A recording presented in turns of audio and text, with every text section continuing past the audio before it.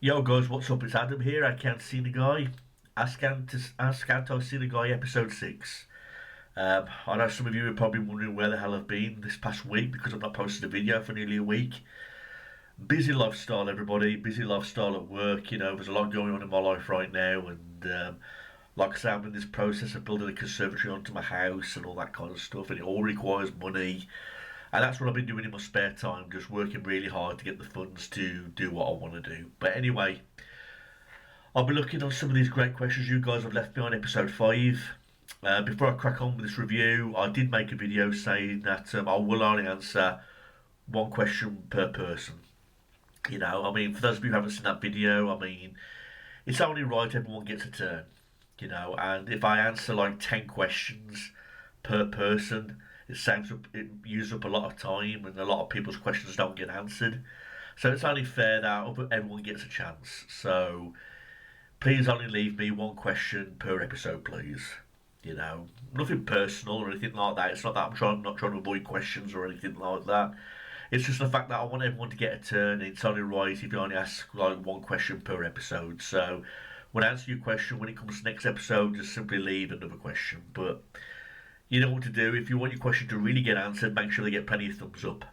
You know, because then it increases the chance of it getting answered. But anyway, on with the episode. Next from Salvatore Aspano 7599.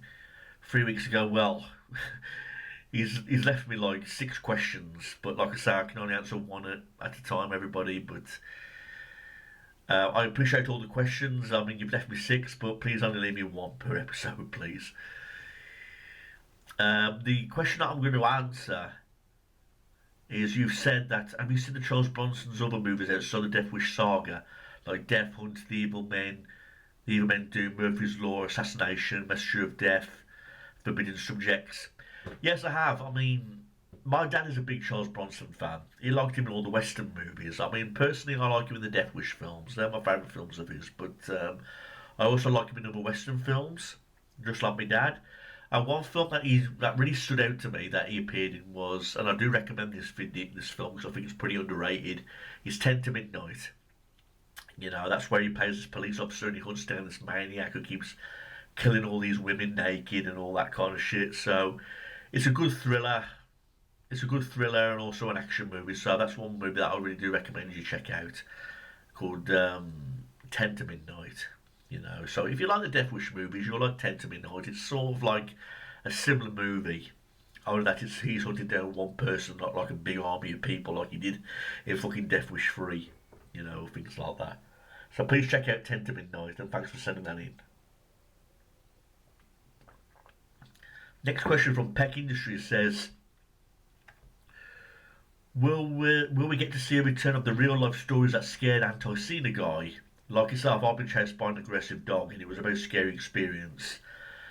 It's not something I was planning on doing, but I suppose there's no harm in bringing back that particular episode or that show. For those of you who don't know what I'm talking about, is that on my previous channel, I created this show called Things That Scared Anticenaguy, real life stories that scared me in real life, some things that I've experienced that have really frightened me. You know, I mean, like the time I saw a ghost when I was like about 12 years old. And one particular thing that this Peck Industries is talking about is that the time that I got nearly attacked by a dog. You know, and I'm a dog lover, but there was a time where I was coming back from a nightclub and I was really drunk and I couldn't stand. You know, and while I was almost home, this dog appeared out of nowhere, this Rottweiler, and he was like about to attack me, and I was really scared because because I was so drunk, I couldn't defend myself, I couldn't run away or anything like that. So I had a lucky escape with that one. So who knows? Then maybe that might be a story I might be able to tell in the future. But will it be told again? Who knows? It just depends on see how many people are interested in like wanting to watch that again. But who knows?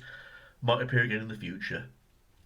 Next from ILH Studios says, "Hi Adam, hope you are well, mate. My question is, if you could choose one popular horror franchise to get a sequel to carry on the original story before it was rebooted or remade, such as a sequel to Halloween Resurrection, Jason X, etc., Which would you choose, and which story would you like to see? And keep up the good work, mate. I love watching your videos over the years. All right, thanks for the support. Um, I'd have to say Nightmare on Elm Street. When I met Robert Englund, he at a signing, and I asked him would he ever portray Freddy Krueger again. He said he's made his peace with the character now, and it's all over, and he has no plans on playing Freddy Krueger again because he's too old. But he did hint that there would be a Nightmare on Elm Street prequel in 2005. I mean, Freddy vs. Jason was made in 2003, and 2 years later, he said there was a prequel script going around in Hollywood about Freddy Krueger and his life basically before he got burnt, how he became the evil monster that he did today. You know, I mean, the prequel was about Freddy Krueger as a child, going through school being bullied, going into a foster home where he was abused, and then eventually meeting his high school sweetheart, having a child, and how he became evil, basically doing his first kills. And it also showed him going to the courtroom, being sent down, being in prison, and getting out. And the film ends with him being burnt, with the parents setting fire to him. But basically, it was like a whole background story of Freddy Krueger, what he was like when he was a human before he actually became the Freddy Krueger. And he says it was a script that was bounced around in 2005, and he says it would have been perfect because it was 2 years after Freddy vs. Jason, and he would have loved to took part in it, but nothing came of it. So, which is a damn shame. I would have liked to see a prequel to Nightmare on Elm Street, but instead we got that shitty fucking remake with Jackie Earle Haley, and it was atrocious. Sadly, we didn't get a prequel. We just got a shitty remake. Next up, Curtis Moore 2552 says, "Hi Adam, I love your championship belt collection. Would you want to add the hardcore title to your collection?" The hardcore belt itself is a shitty title. You know, what they've made for the fans, basically. I mean, I've not seen that one decent hardcore championship belt yet. And don't get me wrong, I love the hardcore division of the WWF. You know, it was so kick-ass, you know, where they wrestled backstage, did backstage brawls, ended up in parking lots, ended up in locker rooms, bars for that matter, you know, finding all kinds of weather conditions. I love the fucking hardcore division, but the replica belt they've made, I don't think it's a very nice belt. I don't think it's a very good belt to have, and it's just like all the others, that they're very expensive.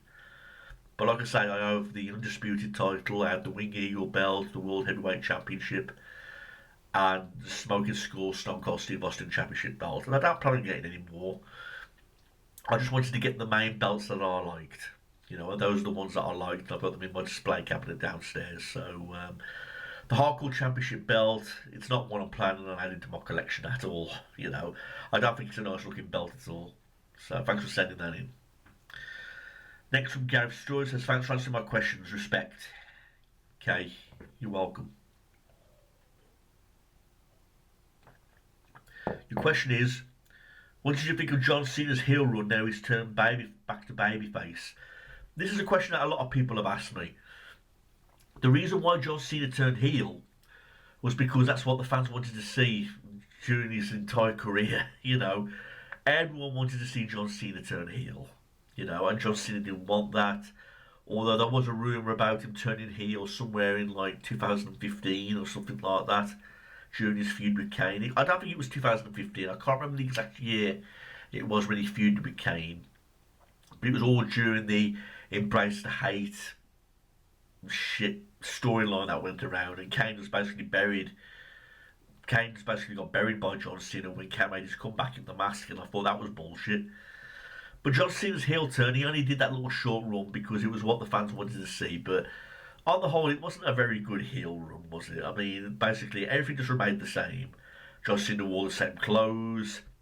He didn't have any entrance music. And the only thing that was different is that he had a change of attitude on the mic. You know, and the fans weren't buying it anyway because they still wanted to respect Cena. They still wanted to love Cena. So that's why he didn't last very long, and that's why he went back to being babyface again. Plus, if he would have remained heel to the end of his career, and him being a heel walking out, it wouldn't have worked. It's only made sense if he be a babyface when he retires. So, and that's exactly what's going to happen. But I didn't think it was a very good run. It happened too late, and it was too brief. That's just my honest opinion. Next from the Strong Boys 19 says, "Are there any film soundtracks you love listening to?" Yeah, Eye of the Tiger. If there's one song I like listening to when I'm in the gym or driving home from work on a Friday night, I always put on Eye of the Tiger out for the Rocky films. It's the eye of the tiger that brings the thirsty. Eye of the tiger, do do do do. That's one song I do like listening to from a film, Eye of the Tiger, from the Rocky films. Thanks for sending that in, Greg. Next one, Movie Fan 2340 says, "Have you been to Ireland? If so, what do you think of it?" I've never been to Ireland. Then again, I've been to Scotland and I've been to nearly all kinds of places all over the UK. But Ireland is one place I've never been to, and I've always wanted to go to Ireland, because I like the Irish music, I love the Irish culture, and there's lots of things in Ireland that I like, plus they make the best Guinnesses. I like a good pint of Guinness. But here Ireland make Guinness like no other, so I would like to try that out, but I've always wanted to visit Ireland. Hopefully one day in the future I'll get a chance to go there for a break or a holiday from work. If I ever get fucking time off work, that is. Next from Charlie Cunningham, KJ7XU says, "Hello Adam. Do you watch the British gangster movies in general? If so, could you do a review on them in the future? And also, what are your thoughts on the Incredible Hulk TV series? It was one of my favourites from my childhood." I do remember seeing the Incredible Hulk TV series briefly on the TV, and I thought they were fine. I can understand why people are big fans of it, because Incredible Hulk has become something very big. You know what I mean? And he's like a big superhero to many viewers. And I thought they were okay. It would be one particular show I would like to watch and try and get into as much as everybody else, because, like I say, he's a big icon now, the Incredible Hulk. Okay. In terms of British gangster movies, I never really got into any like British gangster TV shows or anything like that, because I don't watch much television now. I think television's shit now in today's day and age. I mean, the 90s were the best. Watching anything on TV, whether it was cartoons, TV shows, game shows, soaps, I think it's all shit now. So I rarely watch much TV shows in today's day and age. I mean, none of it interests me anymore. Next from Josh Biggs 3162 says, "Hi Adam, you mentioned that you suffer from bipolar disorder. Out of curiosity, do you ever get manic episodes? If so, do you enjoy them? A lot of people who have bipolar get extreme highs as well as horrible lows. Thanks from Josh." Yeah, I suffer from bipolar, and there are some episodes I get where I'm extremely high in my mood, and there's some times where I'm like extremely low in my moods. You can't help but enjoy being in the high stage, because in the high stage you're full of energy, you're happy, you're laughing, and how can you not like that stage? You'd rather be in the high stage than the low stage. In the low stage, you've got no energy, you're tired, you're depressed, you're suicidal, and nobody wants to feel that way. So sometimes when you get like an episode where you're extremely high and hyperactive, you appreciate those moments. I mean, it's not the right moment to be in. I mean, you've got to be like in the normal level, like somewhere in the middle, where you're not too high, you're not too low. You've got to be like stabilised somewhere in the middle, But I know, I will admit, I do like being in the high stage, in my moods, but those don't happen much. I'm on medication which tries to make me stable, where I don't have any highs or lows, but medication isn't the answer to everything. I mean, they come with side effects and all that shit, although I've been on medication since the age of 16, so I can relate to what people say about bipolar. It's something that I don't wish on my worst enemy, basically. Such a terrible illness. Next from Badabum663 says, "Hi Adam, what's your opinion on the Iron Sheik's ranting videos? Do you think he was being serious in them, or do you think they were all drunk and rambling?" I've met the Iron Sheik, and I was a big fan of his videos online. Sometimes where he's drunk, sometimes where he's rambling on. But I liked them. They were good for a laugh. That's all I'll say. I don't know if he was being serious or whether he was just entertaining, like he's always loved to do. I do miss the Iron Sheik. I miss all his ranting videos. He did make me laugh, where he cursed other wrestlers and gave his honest opinions on politics and different opinions on different resources. So he will be missed. Do miss the the Iron Sheik. Arch enemy of Hulk Hogan. Next from Ironic 1837 says, "What's your opinion on Otis making YouTube shoot?" Sorry, let me say that all again. Sorry. What's your opinion on Otis making YouTube shorts about him pooping? If that's his way of trying to get subscribers, then fine. But I know the guy who plays Otis, and I know the guy who plays Billy Bob Telly and Bill Bum Funkin'. They are nice, generally people. I get along great with them. I did a feud with them when I would play the Lorenzo character. So I do talk to them behind the scenes and online when we're away from YouTube, and they're down to earth people. They're very cool. They make me laugh. Especially Billy Bob Tanley, he's a very good comedic. In my opinion, he's a very underrated YouTuber, and he deserves a lot more attention than what he gets. Because that leads me to my next one, from Bombs Away Fan 1234 says, "What is your opinion on Billy Bob Tanley? Not take criticism by his own fans or people on him. Animating tales pooping on bed and making a foot 18 plus video tools, even though he's 8. It's just the same thing. It's just his way of entertainment. I mean, you're asking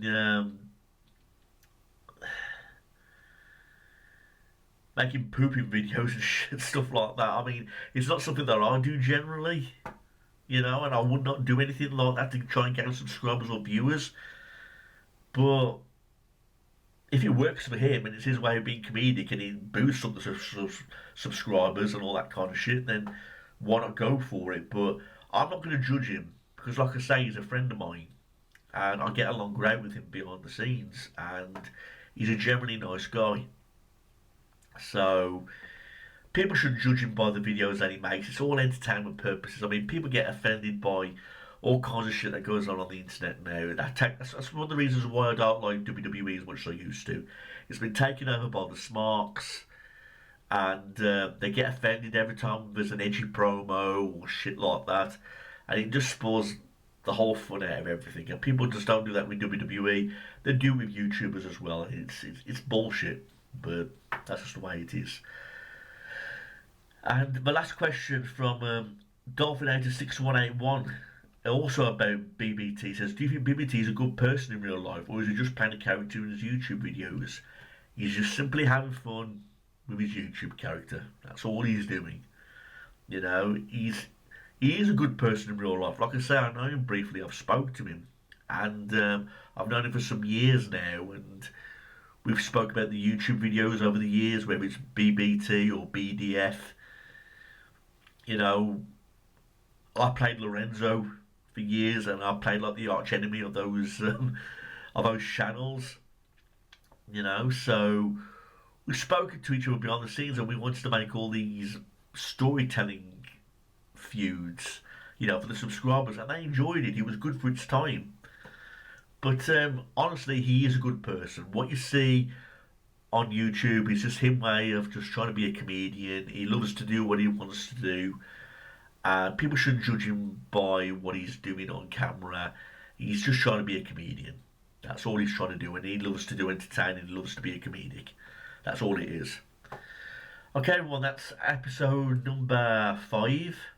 Episode number 6, sorry. I've just answered all your questions on episode 5, and like I say, when I do episode 7, make sure you leave all your questions in this episode, and then when it comes to episode 7, I'll answer them. But remember, only one question per episode, please. I'm not asking too much. That's all I'm asking for. I just want everyone else to get a turn, that's all. But thanks for sending in those great questions, everybody, and talk to you soon. Thanks.